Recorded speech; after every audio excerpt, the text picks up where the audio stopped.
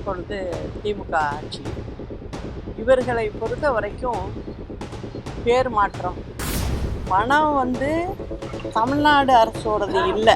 அதை முதல்ல புரிய வைக்கிறேன். திமுகவில் அந்த அளவுக்கு அறிவார்ந்து யோசிக்க ஆள் இருக்கிற மாதிரி எனக்கு தெரியல. நான் என்ன கேட்குறேன், பேர் மாற்றுறது தான் ஒரு காரணம் அப்படின்னு சொல்லி மத்திய அரசை திட்டுறதை விட, இப்போ இந்த திமுக 21 ஆட்சிக்கு வந்ததே, நான் ஒன்று தான் கேட்குறேன். திமுக அரசு, நீங்கள் தேர்தலுக்கு முன்னே நல்லா சொல்லுவீங்க, இந்த லட்சணத்தில் தான் இந்த அரசாங்கம் போயிட்டுருக்கு, இதுக்கு முடிவு கட்டியே ஆகணும்.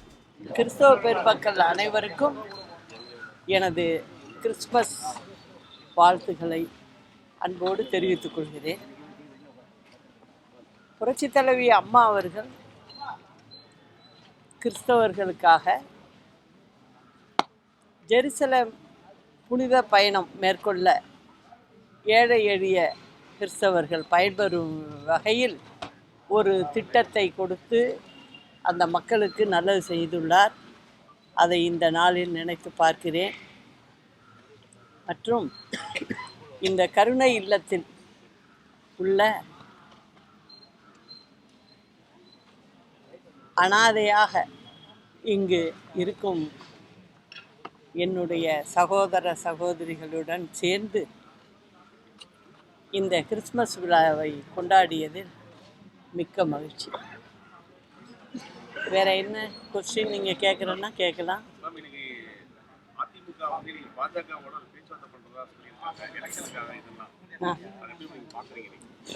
சரி, அதாவது இப்போ வர்ற தேர்தல் சட்டமன்ற தேர்தல். அதற்காக உள்ள கட்சிகள் அனைவருமே ஒவ்வொரு கட்சியோடைய கூட்டணி பேச்சுவார்த்தை பேசுவாங்க. இது யதார்த்தமாக நடக்கிற சூழ்நிலை தான். இதில் தனியாக சொல்கிறதுக்கு ஒன்றும் இல்லை. தற்போது மத்திய அரசு அந்த 100 நாள் வேலைவாய்ப்பு திட்டத்தோட பேரு மாற்றிருக்காங்க. ஸோ அந்த வழிமுறைகள் எல்லாம் சொல்லியிருக்காங்க. இதை பற்றி எப்படி? அதாவது நம்ம தமிழக அரசு இப்பொழுது திமுக ஆட்சி, இவர்களை பொறுத்த வரைக்கும் பேர் மாற்றம், இதை ஏன் இப்படி செஞ்சீங்க அப்படி செஞ்சீங்க அப்படிங்கிறத மட்டுமே தான் சொல்லுவாங்க. இந்த திட்டம் மத்திய அரசோடைய திட்டம். அதில் பார்த்தீங்கன்னாக்க இந்த 100 நாள் வேலை வாய்ப்பில் 100 நாள் வேலை கொடுக்கறது அப்படிங்கிறது தான் ஆரம்பத்தில் ஆரம்பித்து நடந்துக்கிட்டு இருந்துச்சு. அதுக்கு மத்திய அரசினுடைய நிதி 100% கொடுத்தாங்க. அந்த வேலை செய்கிற மக்களுக்கு பணம் தமிழ்நாடு அரசோடது இல்லை. அதை முதல்ல புரிய வைக்கிறேன். மத்திய அரசு கொடுத்து இங்கே நமக்கு நம்ம எல்லாருக்கும் கொடுக்குறோம். இந்த திட்டம் இப்படி தான் ஆரம்பத்துலேருந்து செயல்பட்டுக்கிட்டு இருந்தது. இப்போ பேர் மாற்றி வச்சுருக்காங்க அப்படிங்கிறாங்க. அதை மட்டும்தான் இவங்க பேசுகிறாங்க. நீங்கள் பார்த்தீங்கன்னா இவங்களுடைய திமுகவினுடைய 2021 தேர்தல் அறிக்கையில் அவங்க தேர்தல் வாக்குறுதின்னு கொடுத்துருக்காங்க இல்லையா, அதில் பார்த்தீங்கன்னா 42வது வாக்குறுதி. அதில் என்ன கொடுத்துருக்காங்கன்னா 100 நாள் வேலை கொடுக்கறத 150 நாளாக கொடுக்கறதுக்கு உண்டான ஏற்பாடுகளை நாங்கள் செஞ்சு கொடுப்போம் அப்படின்னு சொல்லியிருக்காங்க. ஆனால் இப்போ தேர்தலே வந்துருச்சு, இது வரைக்கும் மூச்சு விடலை. அதை பற்றி செய்யணுங்கிறத பற்றியும் அவங்க பேசலை. இப்போ என்ன சொல்கிறாங்க, அந்த பேர் மாற்றினதை மட்டும் சொல்லிக்கிட்டு இருக்காங்க. நான் என்ன கேட்குறேன், பேர் மாற்றுறது தான் ஒரு காரணம் அப்படின்னு சொல்லி மத்திய அரசை திட்டுறதை விட, இப்போ என்ன பண்ணியிருக்காங்க, சில சட்ட திருத்தம் அதில் மாற்றப்பட்டிருக்கு. அதில் என்ன ஆகிருக்கு அப்படின்னா, கிட்டத்தட்ட அவங்களும் சொல்லியிருக்காங்க 125 நாள் வரைக்கும் கொடுக்கலாம் அப்படின்னு. ஆனால் உண்மை அதில் நல்லா ஆலோசித்து நல்லா திங்க் பண்ணி அதை பார்த்தேன். பார்த்ததில் என்ன சொல்கிறாங்க அப்படின்னா, அந்த 100 நாள் வேலை வாய்ப்புங்கிறது இருக்குது. ஆனால் முதல்ல 100 நாள் வேலை செய்கிறவங்களுக்கு மொத்தமாக பார்த்தீங்கன்னா பணம் வந்து மத்திய அரசு கொடுத்துச்சு. இன்னொன்றும் முன்ன இருந்த சட்டத்திலே இருந்தது. என்ன இருந்தது அப்படின்னா, மனிதர்கள் வேலை செய்கிறதுக்கு உண்டான ஊதியம் அது வந்து கொடுத்துடணும். இப்போ ஒரு கடைமடை பகுதிகளில் எல்லாம் வந்து வாய்க்கால் வெட்டுறது இதெல்லாம் இருக்குது. இதை வெட்டும்போது அதில் பெண்கள் வேலை செய்வாங்க, அவங்களுக்கு ஊதியம் கொடுக்கணும். அதே சமயம் அந்த இடத்துல ஒரு சின்ன செக் டேம் இருக்குது, ஒரு சட்ரஸ் இருக்குது. இந்த மாதிரி இருந்தால் அதில் வந்து கட்டட வேலை சேருது. அந்த கட்டட வேலைகளுக்கு இப்போ மேசன் வேலை செய்கிறாரு, ஒரு கொத்தனார் வேலை செய்கிறாரு, இவங்க கூட 2 சித்தாள் அவருக்கு வேலை செய்கிறாரு அப்படின்னா அவங்க சம்பளத்தை இதில் கொடுக்கலாம். ஆனால் அதுக்கு வாங்குகிற பொருள் இருக்கு இல்லையா, கல், சிமெண்ட்டு இதெல்லாம் வாங்குறாங்க இல்லையா. சில இடத்துல இரும்புகள், பெரிய சட்டர்ஸ்னால் இரும்புகளும் உபயோகிக்கப்படுத்த வேண்டி இருக்கும். அதுக்கு உண்டான செலவுன்னு தனியாக இருக்கு இல்லையா. அதில் வந்து 60% மத்திய அரசு கொடுக்கும், 40% நம்ம ஸ்டேட்டு தமிழ்நாடு அரசு கொடுக்கணும். இது ஆரம்பத்துலேருந்தே இருக்குது. இது இப்போ புதுசு இல்லை. இந்த திட்டம் ஆரம்பித்தது காங்கிரஸ் கவர்மெண்ட்டு மத்தியில் இருக்கும்போது. அப்போ இதே திமுக கூட்டணியில் இருக்குது. அப்படி தான் இந்த திட்டம் ஆரம்பித்தது. இப்போ அங்கே மத்தியில் ஆட்சி மாற்றம் ஏற்பட்டு வேறு கட்சி வந்திருக்கு. இப்போயும் அந்த ரூல்லாம் அப்படியே தான் இருக்குது. ஆனால் ஒன்று என்ன சொல்கிறாங்க அதுலன்னா, 12 கோடி மனித உழைப்பு வேலை செய்கிறது நாளுக்கு குறிக்கிறாங்க. 12 கோடி நாள் உழைப்புக்கு ஊதியம் கொடுக்குறோம் அப்படின்னு சொன்னால் கொஞ்சம் குறையும். அதை வந்து கொஞ்சம் மறுபரிசீலனை மத்திய அரசு பண்ணணும். அதை நானும் கேட்டுக்கிறேன். இந்த மாதிரி உருப்படியாக சொல்லி எடுத்து சொல்லி பேசணும். திமுகவில் அந்த அளவுக்கு அறிவார்ந்து யோசிக்க ஆள் இருக்கிற மாதிரி எனக்கு தெரியல.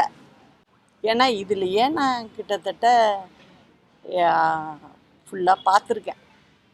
அதனால் இதுதான் நடக்குது. என்ன சொல்கிறாங்க, வேலையை குறைச்சிட்டாங்க, பணத்தை குறைச்சிட்டாங்க அப்படிங்கிறாங்க. நீங்களாம் எதுக்கு இருக்கீங்க? நீங்கள் தான் எம்பிக்கள் முழுசும் ஜெயிச்சிருக்கீங்க, வெற்றி பெற்றிருக்கீங்க. உங்களுக்கு அங்கே வேலை என்ன?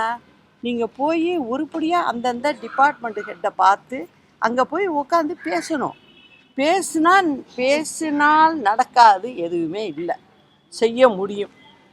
அதை அவங்க செய்யறதுக்கு தயாராக இல்லை.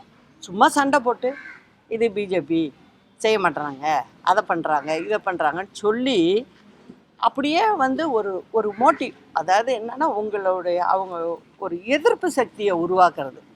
அந்த வேலையை மட்டும்தான் இந்த திமுக அரசாங்கம் செஞ்சுக்கிட்டு இருக்கு.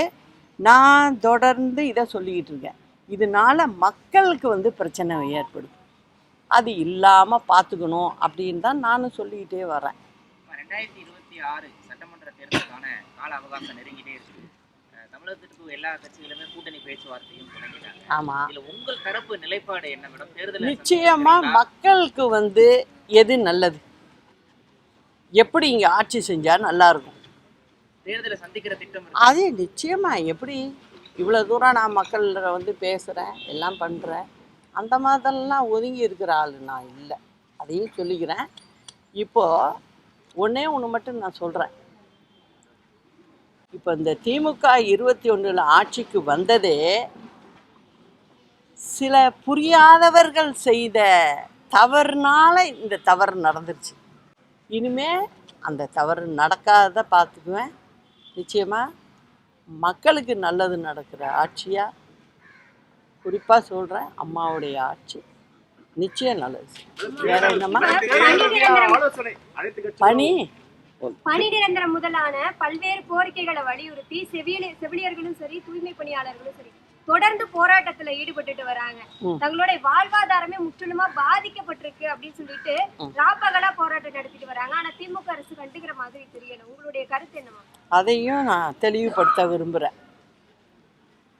அதாவது பார்த்தீங்கன்னா 2005 அந்த வருஷத்தில் தான் இந்த திட்டம் ஒன்று மத்திய அரசு கொடுக்குது. என்ன திட்டம்?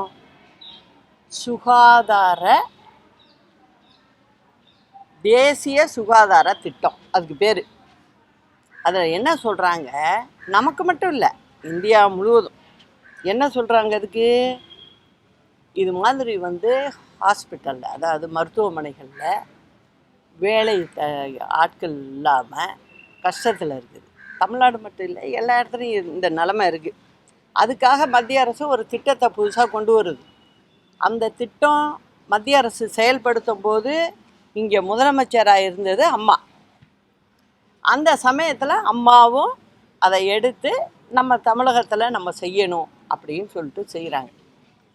அம்மா 2005 இருக்கும்போது மொத்த நம்ம தமிழ்நாட்டில் பெரிய ஆஸ்பத்திரின்னு சொல்லுவோம், பெரிய மருத்துவமனை, கவர்மெண்ட் இது அப்படின்னு பெருசு, சின்னதெல்லாம் இருக்குது, பெருசு சொல்கிறேன்.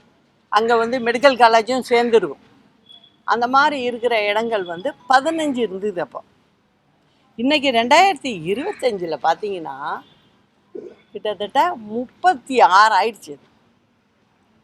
அந்த சமயத்தில் அம்மா என்ன சொல்கிறாங்க, அப்போலேருந்து என்ன பண்ணுறாங்க, இது கான்ட்ராக்ட் பேசிஸில் மத்திய அரசு கொடுத்துருக்க திட்டமும் அதான். கான்ட்ராக்ட் பேசிஸில் நீங்கள் எடுத்து ஒரு குறிப்பிட்ட சம்பளத்தை கொடுத்து இதை கொடுங்கன்னு சொன்னாங்க. அது மாதிரி தான் அதை அப்படியே கொடுத்துக்கிட்டு வந்தோம். இப்போ கொரோனா வந்தப்போ கூட அந்த செவிலியர்கள் தான், அந்த நர்ஸுகள் தான் உயிரை நினச்சி அவங்க வேலை செஞ்சுருந்தா எல்லோரும் சத்தமடாமல் லீவ் போட்டு போயிடுவாங்க. அந்த சமயத்துல எல்லாம் தன்னோட உயிரை பணையம் வச்சு ஒவ்வொரு செவிலியரும் வேலை பார்த்துருக்காங்க கவர்மெண்ட் ஆஸ்பத்திரியில். ஒரு கட்டத்தில் என்ன ஆச்சு, ப்ரைவேட் ஆஸ்பத்திரியெல்லாம் நமக்கு எதுக்கு இது வம்பு, இந்த பேஷண்ட்லாம் முடிஞ்ச வரைக்கும் அவாய்ட் பண்ணுவோம் அப்படின்னு சொல்லி நிறைய ஹாஸ்பிட்டலில் என்ன பண்ணாங்க, பேஷண்ட்டு அவங்களுக்கு டெஸ்ட்டில் பார்த்தோன்னே அவங்களுக்கு கொரோனான்னு இருந்தால் நைஸாக வெளில போங்க, நீங்கள் அங்கே பார்த்துங்க இங்கே பார்த்துங்கன்னு சொன்னதெல்லாமும் இருக்குங்க. அந்த சமயத்தில் அதை அவங்கள அணைச்சி பிடிச்சி செஞ்சது நம்ம தமிழ்நாடு அரசாங்கம். அந்த சமயத்தில் எல்லா ஹாஸ்பிட்டல்லையும் ஃபுல்லாக வடியுது பேஷண்ட்டு. அப்போயும் இந்த நர்ஸுங்கள் இவங்க தான் வேலை செஞ்சாங்க. இப்போ நான் ஒன்று தான் கேட்குறேன், திமுக அரசாங்கம், நீங்கள் தேர்தலுக்கு முன்னே நல்லா சொல்லுவீங்க, என்ன சொல்லுவீங்க, அதை பண்ணிடுறேன் இதை பண்ணிடுறேன், கொண்டு வந்து உங்கள் வீட்டுக்குள்ளே டோரை திறந்து கொண்டாந்து கொடுத்துருவேம்பாங்க. இப்போ கூட தேர்தல் அறிக்கைக்கு ஒரு குழு அமைச்சிருக்காங்க. அந்த குழுவோட வேலையே இதுதான். இப்போ நீங்கள் கிட்டத்தட்ட நீங்கள் தேர்தல் அறிக்கை கொடுத்ததில் என்னத்தப்பா நீங்கள் செஞ்சுருக்கீங்க? ஒன்றுமே செய்யலையே. அவங்களுடைய தேர்தல் அறிக்கையில் 356 அவங்க செய்கிறேன்னு சொன்னது 356 என்ன சொல்லியிருக்காங்க அப்படின்னா, நாங்கள் இந்த செவிலியர்கள் இதெல்லாம் நம்ம அதாவது திமுக அரசாங்கம் அமைஞ்ச உடனே எல்லாத்தையும் சரி பண்ணிடுவோம் அப்படின்னு சொல்லியிருக்காங்க. வாயாலெல்லாம் எழுத்துலே கொடுத்துருக்காங்க. ஆனால் இன்ன வரைக்கும் அதை திரும்பியே பார்க்கல. இன்றைக்கி நான் இங்கே வர்றதுக்கு முன்னே கூட 300 பேர் போராட்டத்தில் கலந்துக்கிறதுக்கு வந்திருக்க செவிலியர்களை வண்டியிலேருந்து இறங்கினோடனே பிடிச்சி எல்லாரையும் அரெஸ்ட் பண்ணி கொண்டு போயிருக்காங்க. இது அரசாங்கம் இதை செய்யலாமா? நீங்கள் தேர்தல் அறிக்கையில் என்ன சொன்னீங்க, நாங்கள் வந்தோன்னே உங்களை பார்த்துக்குறோம், விட்டுற மாட்டோம் அப்படின்லாம் சொன்னீங்க. இப்போ என்ன சொல்கிறீங்க, அந்த துறை மந்திரி 2 நாளைக்கு முன்னே பேட்டி கொடுக்குறாரு, அதையும் நான் பார்க்குறேன். அதில் என்ன சொல்கிறாரு, இந்த அம்மா இருந்தப்ப இது பாட்டும் சேர்த்து விட்டு போயிடுச்சு அப்படிங்கிறாரு. அப்போது வேலை வாய்ப்பை கொடுத்தது ஒரு முதலமைச்சர் கொடுத்தது தப்புன்னு சொல்கிறீங்களா? அது மத்திய அரசு திட்டம், அதுக்கு செஞ்சதையும் நீங்கள் தப்புன்னு சொல்கிறீங்களா? என்ன நினச்சிக்கிட்டு பேசுகிறாங்கன்னே தெரில. இந்த திட்டத்தோடைய ஆரிஜின் எப்படி உருவானதுங்கிறது கூட அந்த துறை மந்திரிக்கு தெரியல. தெரியாததுனால தான் அம்மா கம்ப்ளைண்ட் பண்ணுறாரு, இவங்க பண்ணாங்க, இவங்க பண்ணிட்டு போயிட்டாங்க அப்படிங்கிறாரு. அந்த நர்ஸுங்களை அந்த செவிலியரை வச்சுக்கிட்டு தானே நீங்கள் இன்ன வரைக்கும் வைத்தியம் பார்த்துக்கிட்டு இருக்கீங்க வர்றவங்களுக்கு. இல்லை, அன்னைக்கு அம்மா இருந்தப்போ 2005 பார்த்தீங்கன்னா கிட்டத்தட்ட பார்த்தீங்கன்னா 267 மெடிக்கல் காலேஜ் ஹாஸ்பிட்டலுங்கள் பெருசு. இன்றைக்கி 2025 பார்த்தீங்கன்னா 372 இருக்குது. அப்போது ஆட்கள் தேவையா வேணாமா? ஒன்று. இன்னொன்று, இப்போ சுகாதாரத்துறை அப்படின்னு சொன்னால் பொத்தாம்பதுவாக சும்மா சொல்ல முடியாது. அதில் டாக்டர்ஸ், எம்பிபிஎஸ் படித்தவங்க, மாஸ்டர் டிகிரி படித்தவங்க அப்படிலாம் சேர்த்து, டென்டிஸ்ட்டு, இவங்கெல்லாம் சேர்த்து 5611 பேர் இருக்காங்க. அது இல்லாமல் மற்ற பொறுப்புகளில் இப்போ நர்ஸுங்களே கிட்டத்தட்ட 15,000க்கு மேலே இருக்காங்க. அவங்களுக்கு கீழே துணை நர்ஸுகள் இருப்பாங்க. அந்த மாதிரிலாம் வரும். மொத்தம் 22 தொழிலை செய்யக்கூடியவங்க ஒரு ஹாஸ்பிட்டலுக்கு தேவை.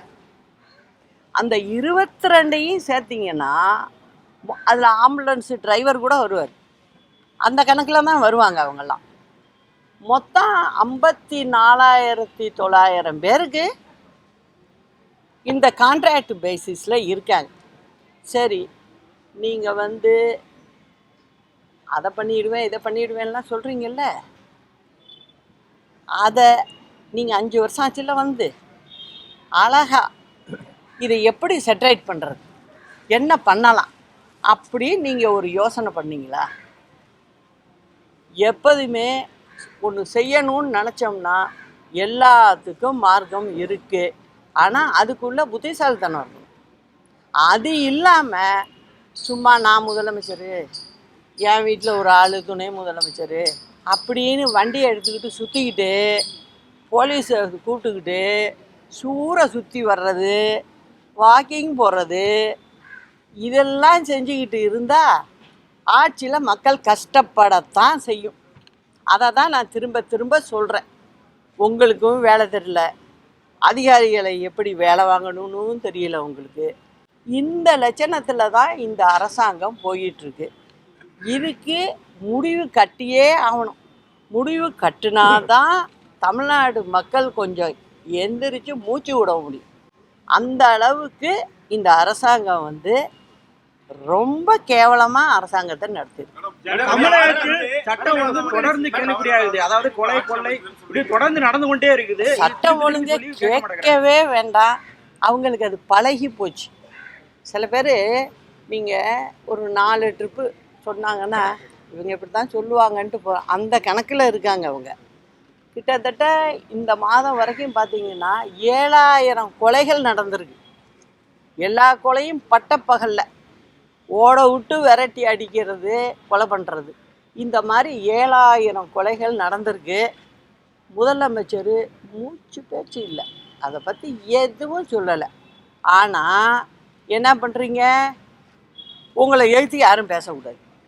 உங்களை எழுத்து எந்த மீடியா பேசினாலும் மீடியாவுக்கு எந்தெந்த வகையில் தொந்தரவு கொடுக்க முடியுமோ அதை அனைத்தையும் கொடுப்பாங்க.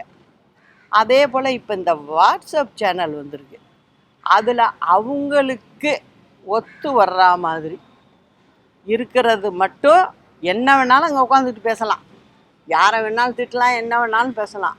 அவங்க சுதந்திர பறவை எல்லோரும் இருக்காங்க. ஆனால் 1-2 வாட்ஸ்அப் சேனல்காரவங்க எதிர்த்து பேசுகிறாங்கன்னு வச்சுங்க, உடனே என்ன ஆகும், உடனே வீட்டுக்கு போகிறது. இப்போ சமீபத்திலே நடந்திருக்கு, வீட்டுக்கு போகிறது ஏதோ ஒரு பெரிய பஞ்சமாக பாதகம் செஞ்சவங்கள பிடிக்கிற மாதிரி போய் போலீஸுக்கு வேட்டைக்கு போகிற மாதிரி போய் நீ வந்து வீட்டுக்குள்ளே இதில் ஆஃபீஸில் பூந்து ஆளை தூக்கி கொண்டு போகிறீங்க. சரி, அந்த வேலையை யார் இன்னும் செய்யணும்? காவல்துறை செய்யணும்.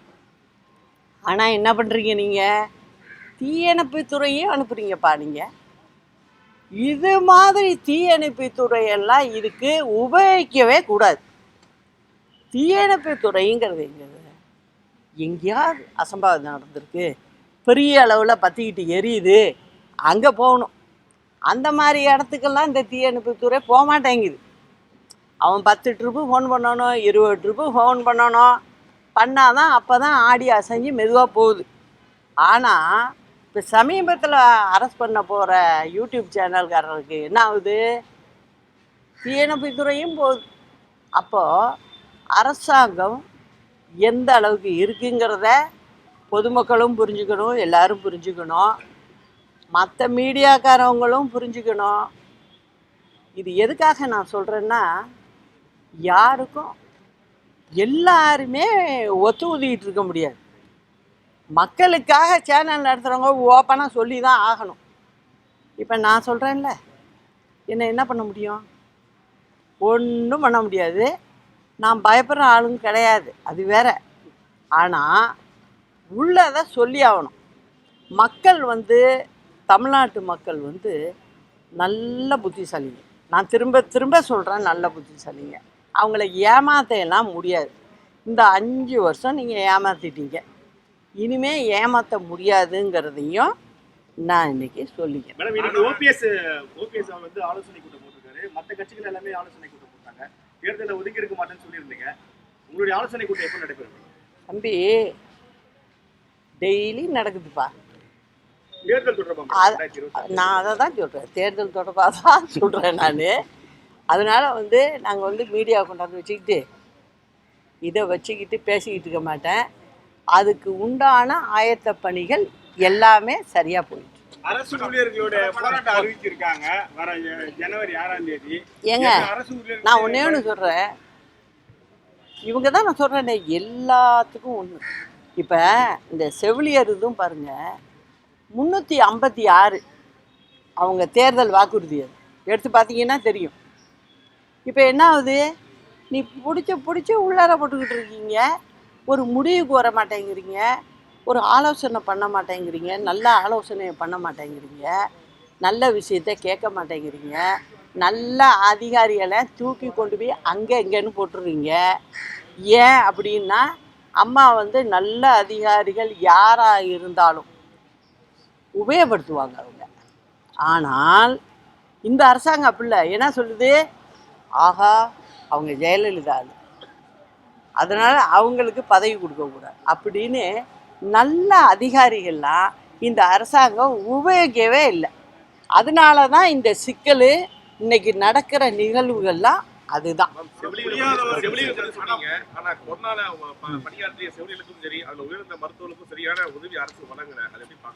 நான் ஒன்றே சொல்கிறப்ப, யார் வழங்கலைனாலும் அது தவறு தான். அவங்களுக்கு வந்து நம்ம வந்து இப்போ நான்லாம் மனசில் வச்சுருக்கேன், அவங்கள பொறுத்த வரைக்கும் எவ்வளோ கஷ்டமான நேரத்தில் வேலை செஞ்சுருக்காங்க அப்படிங்கிறதுக்கு இதுக்கு ஒரு வழி கண்டுபிடிக்கணும். இவங்களை இந்த மாதிரி பாதிப்புக்கு இல்லாமல் இருக்கிறதுக்கு வழி கண்டுபிடிக்கணும். இப்போ நாங்கள்லாம் அதுக்கு என்ன பண்ணணும், எப்படி செய்யணும் அப்படிங்கிறது வரைக்கும் நாங்கள் ரெடியாக இருக்கோம், ரெடி பண்ணி வச்சுருக்கோம். அதனால் ஆட்சி மாற்றம் வந்தது எல்லோரும் பார்க்க தானே போகிறீங்க.